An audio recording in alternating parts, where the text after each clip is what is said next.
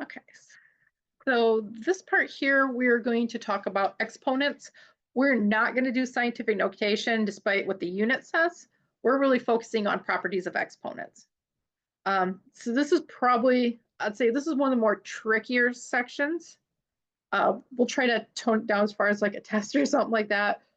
Just understanding how these properties of exponents work. So when we use them, if we come across exponents later, we know how to handle it. So we have a variety of rules here. The first one we're going to talk about is what we call power rule. And what power rule says, so this A we call a base. All of these A's here, they're going to be a base. So A is my base. And M and N, those are integers, but they're also going to be my exponents. So according to product rule, if I have two numbers multiplied together with the same base and they have exponents, I can add those exponents. So this is kind of explaining how that works, but I'm going to explain to Garrett here on the side. So what that means is I'm going to use some different numbers than what we have down here. Let's say I had 2 to the third times 2 to the fourth. So we know by exponents, this expands to 2 times 2 times 2, because we got 3 of them here. So that's where that part comes in. Then for here, this is 2 4 times. So we're still got more 2's.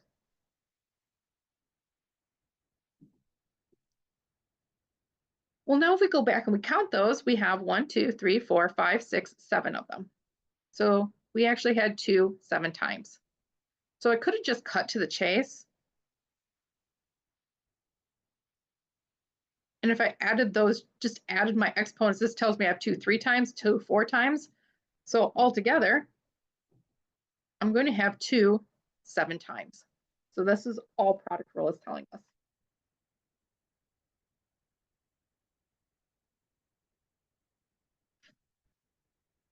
Okay, so just a quick example. I'm not going to expand these. We're just going to go based off what we know in here. Both of the same base of x. We got a power of 2 and a power of 6. So that is x, and we just add that 2 and that 6. So that should be x 8 times. -4, -4, so they both have the same base. And remember those parentheses around them, so it is the -4 that we're looking at. So we got a power of 2 and a power of -8. So remember, we're just adding those together.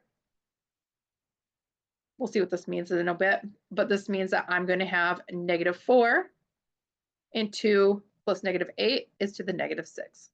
So you can have a negative exponent, that is fine. Okay, so this one, we have this property. It's called commutative property.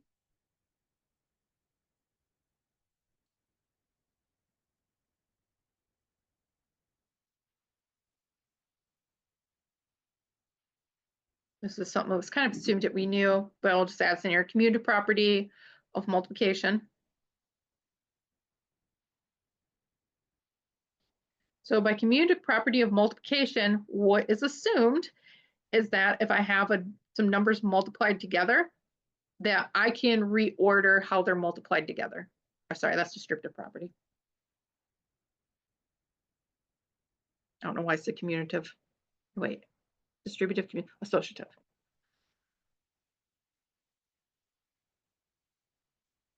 That's what I'm going to say. Associative property is just saying that. Sorry, I'm having a complete brain freeze here. It was commutative. I don't know why I read that. Commutative property, yes, says that I can reorder how we have this.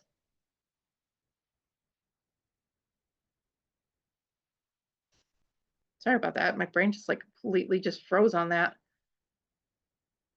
So with all this multiplication, I can reorder it. So this is actually just 7, a to the 5th, b to the -3rd, all multiplied together.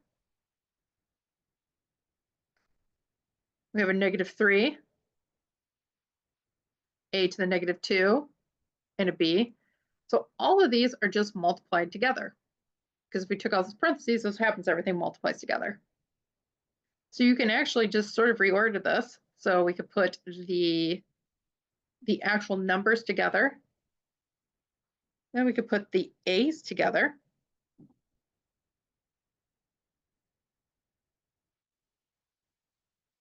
I'll get rid of that. I think it's just confused us a little more.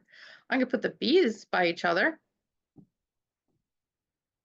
So 7 times -3 is -21. We have a to the 4th times a to the -2, same base. So that is 4 plus -2. And then we have a to the -3rd, and then we have, sorry, b to the -3rd, and then we have this b. So if I don't have a power on it, we know that the power is supposed to be 1. So this is, we have what we call it's invisible math, is what we call it. So it's numbers that we know are supposed to be there, but we don't always write. So in the case of, if I just have b or any kind of number, we know it always has this invisible power of 1 on it. So for any number, it always has this invisible power of 1. So -21, this is a squared, because a plus -2 is just 2. And this is b, -3 plus 1, -2.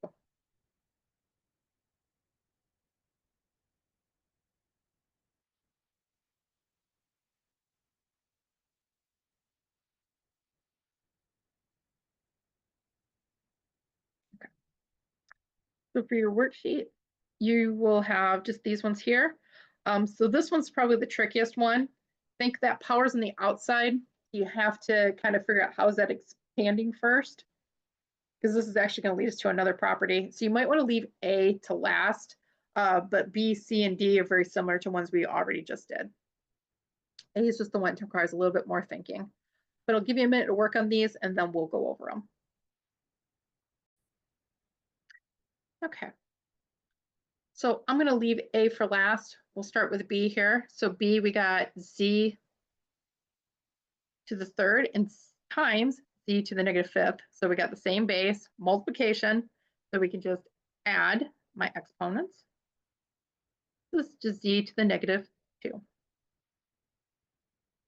So for C, once again, this is all multiplication. So I can just reorder this. So this is 3 times -2.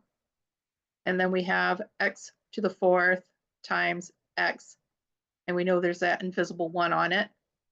Then we have z to the -2, and then we're going to multiply that to z to the 5th. So this is -6, x to the 4th, and then we have x to the 1 power multiplying same base, add exponents, and then the z, we got a -2 and a 5. Once again, multiplying with the same base, so we just add the exponents. This is -6, x to the 5th. We don't need to keep that in there. And then z to the 3rd. Just so you know, when I say simplify, this is what we mean by simplifying.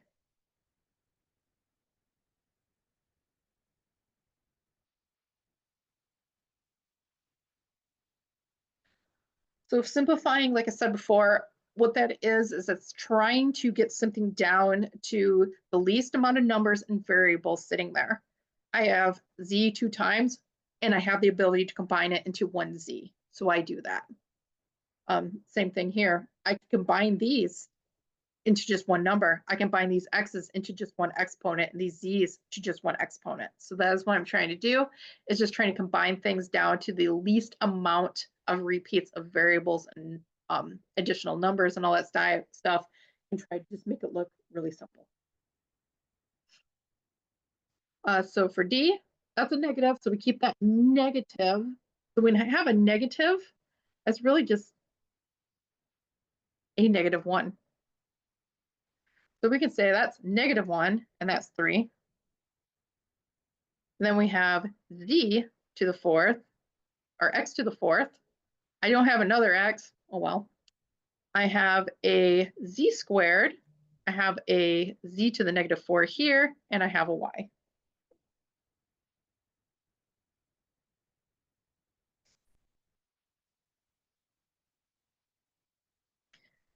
All right, so negative 1 times 3 is negative 3. We have just the one x, so we just keep that x to the fourth. We have two z's, though, multiply together, so we're going to add those exponents. And then we just have the one y, so we don't do anything with that. So it's negative 3, x to the fourth, z to the negative 2, y. And now this one is simplified. Kind of.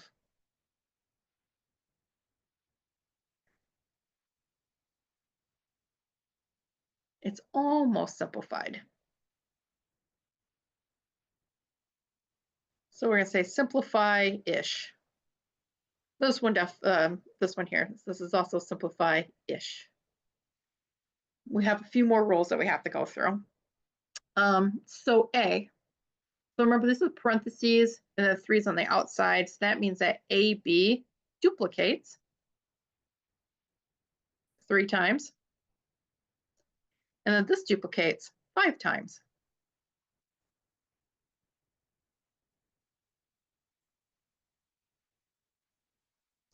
So another way that we could have actually expressed this without all this expanding of everything is that this is basically just saying I'm going to have that A 3 times, that B 3 times. And here we're going to have that A 5 times and that B 5 times. So really this is just A 3 times 5, B 3 plus 5. So it's going to be A to the 8th, B to the 8th. That's one way you could look at it. But also,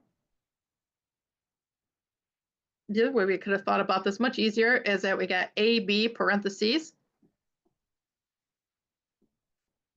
We got 3 here. We got AB as my base to the power of 5. So we could also just said AB parentheses to the 8th. So this here is going to lead us into another rule. Not right away, but we're going to be getting to it.